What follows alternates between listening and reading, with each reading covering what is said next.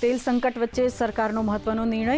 Ammonium nitrate, polyester resin સહિત 40 પેટ્રોકેમિકલ્સના કાચા માલ અને સંબંધિત પ્રોડક્ટ્સની આયાત પર લાદી ઝીરો કસ્ટમ ડ્યુટી. 30મી જૂન સુધી નિયમ લાગુ. પ્લાસ્ટિક, કાપડ, ફાર્મા અને ખાતર કંપની અને ઉત્પાદકોને મળશે રાહત.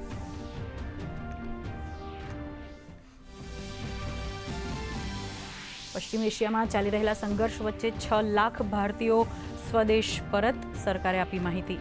પશ્ચિમ એશિયામાં તમામ ભારતીય નાવિકો સુરક્ષિત હોવાનો સરકારનો દાવો.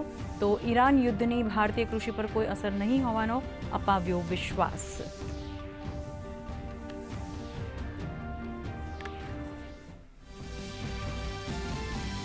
ઈરાન જંગ વચ્ચે અમેરિકન રાષ્ટ્રપ્રમુખ ડોનાલ્ડ ટ્રમ્પનું રાષ્ટ્રજોગ સંબોધન. કહ્યું, જંગમાં મુખ્ય વ્યૂહાત્મક લક્ષ્ય લગભગ પૂર્ણ.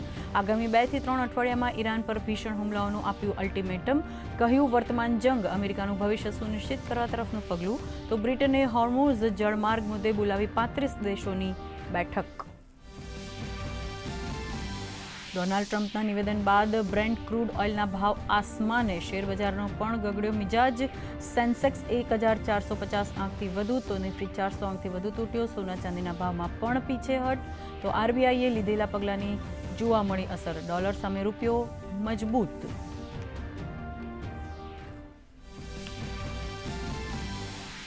સંસદ બજેટ સત્રના બીજા તબક્કામાં આજે મહત્વના કાર્યો સૂચિબદ્ધ. લોકસભામાં કેન્દ્રીય સશસ્ત્ર પોલીસ દળ બિલ 2026 અને અમરાવતીને આંધ્રપ્રદેશની રાજધાની બનાવવા સંબંધી બિલ પર ચર્ચા થવાની શક્યતા.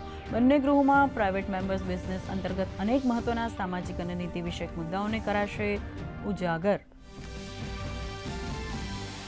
5 રાજ્યોમાં ચૂંટણીને પગલે હલચલ તેજ. પશ્ચિમ બંગાળમાં 29મી એપ્રિલે યોજાનારી બીજા તબક્કાની ચૂંટણી માટે આજથી ભરાશે ઉમેદવારી પત્રક. ભવાનીપુર બેઠક પરથી મમતા બેનર્જી સામે ભાજપના સુવેન્દુ અધિકારી ભરશે ફોર્મ. તો અસમમાં રાહુલ ગાંધી અને અમિત શાહ સંભાળશે પ્રચારની કમાન.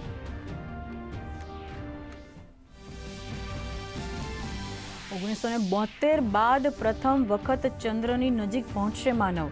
10 દિવસમાં ચંદ્રનું પરિભ્રમણ કરી પૃથ્વી પર પરત ફરશે 4 અંતરિક્ષ યાત્રી. નાસાએ લોન્ચ કર્યું આર્ટેમિસ 2 મિશન. ચંદ્રની નજીક જઈ સંશોધન કરવાનો મિશનનો મુખ્ય ઉદ્દેશ્ય. રાજ્ય સહિત દેશભરમાં હનુમાન પ્રાગટ્યોત્સવની ધામધૂમપૂર્વક ઉજવણી. સાળંગપુરમાં દાદાને મનમોહક શણગાર. ભક્તોમાં અનેરો ઉત્સાહ. પ્રધાનમંત્રી અને ગૃહમંત્રીએ હનુમાન જન્મોત્સવની પાઠવી શુભેચ્છાઓ. તો ચૈત્રી પૂનમના પાવન પર્વ પર બહુચરાજીના મેળામાં ઉમટ્યું માનવ મહેરામણ. અને રાજ્યમાં ભર ઉનાળે જામશે વરસાદી માહોલ. આજે ઉત્તર ગુજરાત, સૌરાષ્ટ્ર તેમજ કચ્છના અનેક વિસ્તારોમાં હળવાથી મધ્યમ વરસાદનું હવામાન વિભાગનું અનુમાન. બનાસકાંઠા, પાટણ, દ્વારકા અને કચ્છમાં માવઠાની શક્યતા. તો મધ્યપ્રદેશ અને મહારાષ્ટ્રમાં પણ કમોસમી વરસાદના એંધાણ.